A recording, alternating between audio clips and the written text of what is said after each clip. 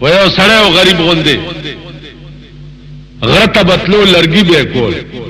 آب راوړه او بیا به خرڅو په غره کې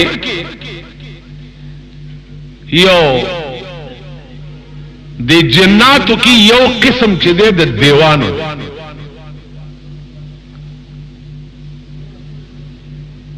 نو یو دیو په دې غره کې ورته ملاو شو ورته لکه څه کوي وې صاحب لرګي کوم دا وړم بیا خرڅو ا دیو ورته وی چې خدای داس چل دی چرا شما سره یو غر دی داغه لرګي وړاو خرڅوای او زما استاد یارانه با چراشه زو ته یو سات مجلس سره کو بیا لرګي وړاو بیا خرڅ اسړه بوتلو د چندړو غرتا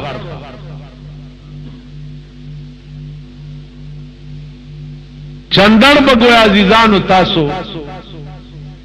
لیدلی یا نه او ډېر بهترین لرګي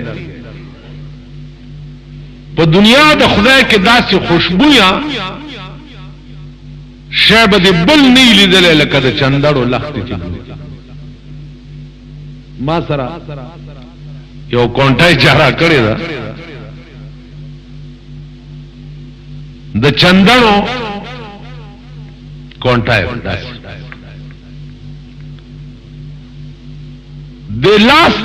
چې ولا داسې وروړي نو ټول ورځ به بیا د لاس نه بوي تاسو خیال را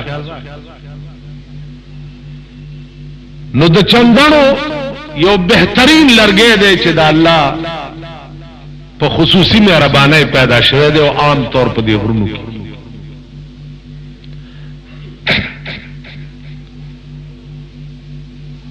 د دیو دا غسړی آشنایی شو سړی بتلو دیو سره به سات نیم مجلس کو بیا به د چندړو لرګي وروړو خرڅول لوی مالدار چلوی مالدار شو نو سورزی دا سړی بیمار شو غره ته لانړو چې غره ته لانړو دیو خیالو کو چې دا زما یار ناراضي را تخکاری چې بیمار دی اوس کور ماته نه دی معلوم خدا پاس نه به وګورم د شپې چې کم کور کې دیو بلیږي نو هغه کور کې په خوا به دیوا هغه کور کې بلیدا چې کم کور کې به بیمار ار کور کې دیوی چرته بلیدې یا ټول شپه دیوی چا بلو او کم کور کې به بیمارو نو هغه ته به دیوا بلید پاس نه کتری یو کور کې نری غوندې رڼا ختن را روان شوه دی چې راغله مغه د یار کور आवाज کړي چې ورته چا د غراش نه دی راغله د ستا تپوستا خدای دنه نراش د انسان په شکل کې دیو په کټ ور سره کېناستو څنګه خې جوړي دا سره ورته وای دی دیو ته چې د کټ نه لګته په دې بل کټ کې نه تا نه مال بوی راځي هغه ول ډېر نو بل کټ کې کېناستو یو ساتو لاړو سورزي پس چې دا سره جوړ شو او غرته ورغه دی ورته ویل خشوي ویلو صاحب جوړ شو مستام ډېره مهرباني پښتنه تراغله ویل خدای داس چلو که چې لرګوله خوراغله او تبر در سره دی خو اول به په دې تبر ما په دې سر وهي اين رستو بلرګي کې کینی اوس ته زیر او زبر کو هغه ورته ته زما دوست دی آشنا می څنګه دې په تبر وه هغه کزان دی روح پکاري خو فورا ما په دې سر په تبر وه کینی بس کار دی خراب دړه کې دا خیال کړی چې زارو ځانه به زمينه ته کې خزان ته خلاص کا بس تبره ولا را پرېخه ده او په دا سری چواله سری دو منځ شوه هغه بیا سر داسې نیولې ده د تویل زاوس لرګي کوا تله ده دیو چرتا لشل ورځې سره ټیک شوی چې ټیک شوی دی نو د سړي خدا خیال کړی چې ذات اخلاص شو او غر د خپل شو چې بیا دې ورغلې دې د خبروزانه تلو راتلو لرګي به کول را کول چې راوته دی ولا چې کتلی اوهو جوړ شوې هغه ولو ګره زخم د تبر څنګه شو ولې دا خو بالکل ورغه او ټیک شو ول خاصنا خبره وره ستاد تبر زخم ورغه او جوړ شو خوازه چې ستا کور ته درغلم تپوس لا او تا ویل چې مانه بیرته کینه تا نه مال بوی راځي هغه زخم می پزړه کې والله کجوري الا مغه ستازه بس مغه تبر ته اغسته دی او د گردن ته ورته نیولې دی او دا سر ته تل لړک چې ته د دې قابل نه چې تا سره څوک دوستی وکي یا تا سره څوک تعلق سره دوست څوک دا وي چې تا نه مال بوی راځي دوست خدا معنی چې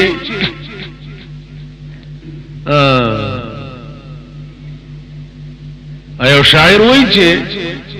کما خوشبوئی میں چې د یار د پخوله کې کما خوشبوئی میں چې د یار د پخوله کې داسې خوشبوئی د عطاری د عطر نشته زما د محبوب د خلی بوئی چې ده په خدای قسم کدا سی بوئی د عطاری په ټول دکان کې تاسو خیال راکړئ نو هغه ورته وی چې ته دې قابل نه چې تاسو سره څوک تعلق ساتي یا تاسو سره څوک دوستی نو زما عزیزانو د حدیث مقصد او غرض دا ده چې د جبه زخم دا د لاس د ضرب نه لکها درجه وچل دغه وجه ده چې حدیث کې جناب رسول الله صلی الله علیه وسلم او فرمایل چې خو مسلمان هغه ده چې داغه د جبه نه او داغه د لاس نه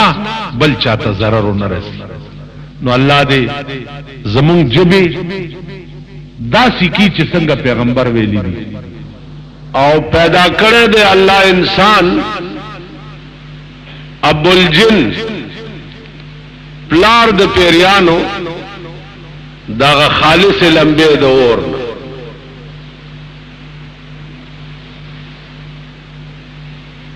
نو انسان الله پیدا کړی دی د خټینه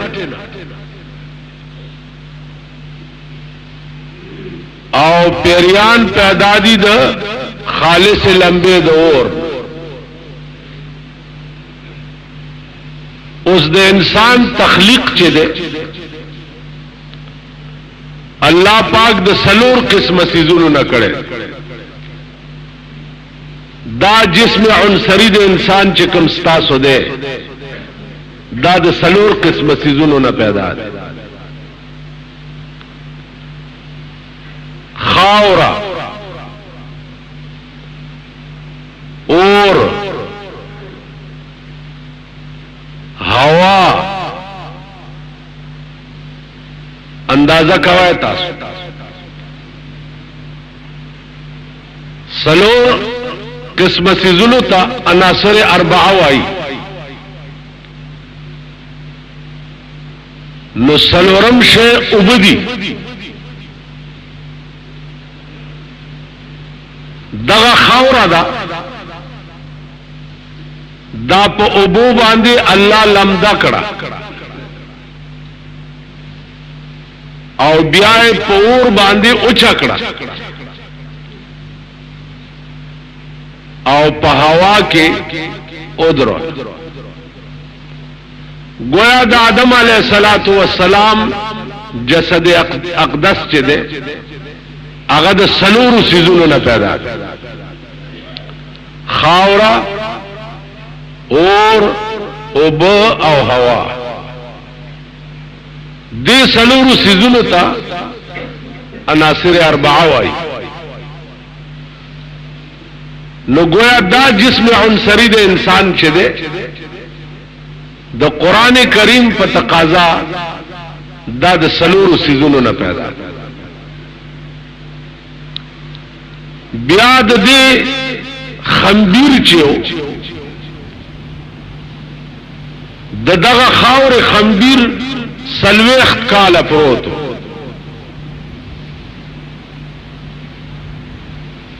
اوس د دې سلوخت کالو پته څنګه ولګیدل چې د آدم علی السلام د خاور خنبیر سلوخت کاله پروت واقعا داوا چې د رسول الله صلی الله علیه وسلم زمانہ وا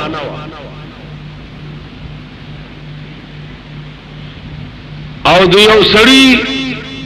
دوستو او ډېر جانی دوست دی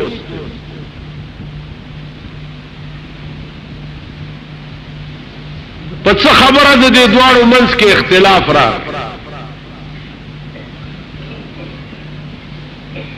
چې اختلاف راغی نو د یو دوست قسم وخوړو چې والله لا اکلم معك حين په خدای مې قسمی چې زه به یو حین تا سره خبرې نه کوم لفظ حین او حین سورځي چې تیرې شو سړیخ پیمانه شو چې دا خو زما ډېر لوی جانی دوستو او د سره د خبرو نه ما قسم خوړو زه چرته صبرې دې شم که تاسو خیال وکړئ په دوستانه کې څنګه چې سړی فراق نشي برداشت کوله نو دغه سی بیا په وصال کې دا چرته برداشت کولی شي چې زه د سره خبرې نه کوم او دوست جی کنه دوست او زمون پاکستان کې خو هغه ورځ یو افسر راته وی چې زه افسر ومنو خلق به د واده کارډونه ډېر را لېږل او چې اوس د افسرانو لري شوی ما جمعې په ورځ مې تمې خو یو کارډم څوک راونلی نو ما ورته یو شعر وی ما شیخ سادی صاحب وی چې سرخی چودی دم بر لبش سرخی چودی دم بر لبش گفتم کہ ایچی کر گئی د معشوقې شونډې مصری ولیدې نو ما ورته وی چې دادی څه کړي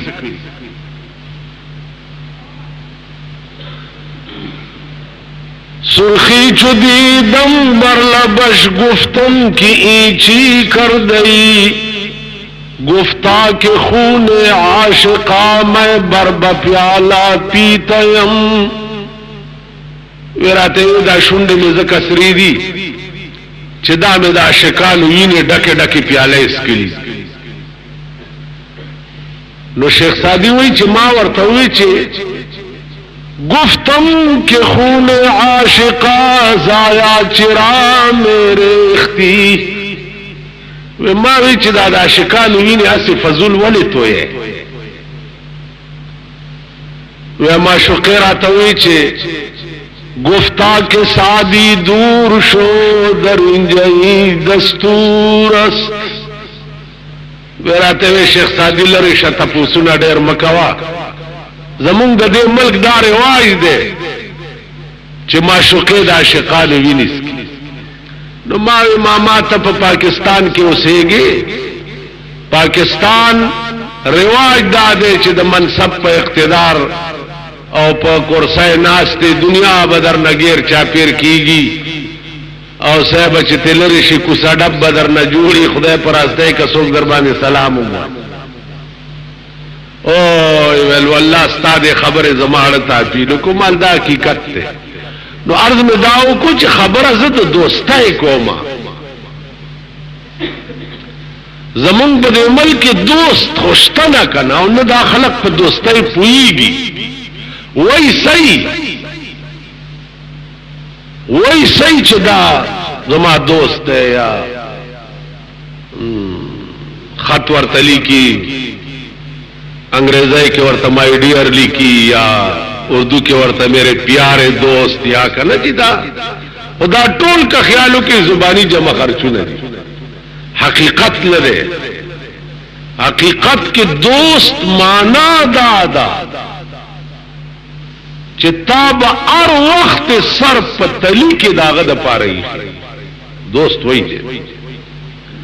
دوست سعد ابن ابي وقاص رضی اللہ تعالی عنہ رسول اللہ صلی اللہ علیہ وسلم ولاړ دے سعد ابن ابي وقاص جنگی کی لگیا او دا سے عملے کئی چې هر حمله کې تب وای چې د بدن بوس پاش نو پیغمبر ورمنډه کړو په دې املا او ټپولو ورته وی چې ارمه یا ابا سعد فداک ابي و امي ابا سعد اولا زما مور او پلار دې تا نه قربان شي اوس دا شرافت په ټول امت کې الله پاک ابو سعد تور کړو سات وی چې تاونه د سي عمله کوله هغه ښا زما محبوب دی ولاری پاغه دې دغه شو گزارونه کیږي او زه داسې عمله کوم چې ځان دې بچ کوم او بل دې وهم نه زبردست عمله کوم چې ټولو نه مخکې زه قربان شم نو پیغمبر چې چاته وی چې ارمه یا ابا سعد فداک ابي و امي زما مور او پلار دې تا نه قربان شي تاسو خیال نو عرض میں داو چې دوست خو زمون ملک شتمنا او زه خپل ځاني خپنه شي د دې قائلم نه زه خپل اوم د دې اهل نوما سوکراته اهل خکاریوم مولانا تنویر رحمت الله علیه لیکلی دي چې یو دوست د بل دوست کور ته ورغه د شپې دروازه ورته وټک سوګ د فلانه دوست راغله اپ منډه راوته ورته خدمت وی 200 روپے می پکار وخا بس منډي کې 200 روپے راوړې ولای ورکه او رسخت د اوس په جړه کور تر روان دي نو خزه ورته وی چې خدای دې ورکا چې په پیسو په سجاړ خو نه بدی ورکول خزه دا پوښو چې دا سړی جوړ دي 200 روپو په سجاړ هغه ورته الخزه په خدای قسم کا په پیسو په سجاړم جارم پدی چې زما دوست ته د 200 روپو ضرورت او زته خبر نه چې زته خبر وای چې دا پیسې می کور ته ورولې نن سبا هته چاله 200 روپے یا 2000 روپے یا 3000 روپے قرض ورکا او هغه سره لکونه راشي بیا په در کول وړنه کی او نه بستا دروازې ته بیا راشي چې اوس ما سره راغلي دي سده پکار دي اوس خو پیسې چاله قرض ورکا به غټ کوتا کم ورکا ولا چې کله مې غوښته پر مزغو مې هوا چې مړم شم ورسې تاسو خیال راغی مولانا یارانی زمانہ یارانی زمانہ مثل گل ینارست در باغ آشنائی بوئے وفا ندارد وای د دې زمانه دا یاران داسې دي لکه د انارو باغ چې د انارو باغ له چې ورننوځي تک سره ګلونه پکې ډېر خسته خو چې په ډول باغ کې وګرځي بوی به در نشي د انارو ګل خسته ډېر دی خو بوی پکې نشته نو زمونږ د زمانه خلق دا د انارو ګلونه دي وی ډېر خسته او بوی پکې نه لوانه غوا دي پای پکې نه په ډول ځان بہرحال مانا پتا سو خپوئیږي په دې خبرو سړی سره دا فکر شو چې زما دا دوست دی او ما قسم خورلې دی چې زما تاسو سره یو حین خبرې نکوم اوس مسئله تاسو کوم چې دا قسمم پوره شي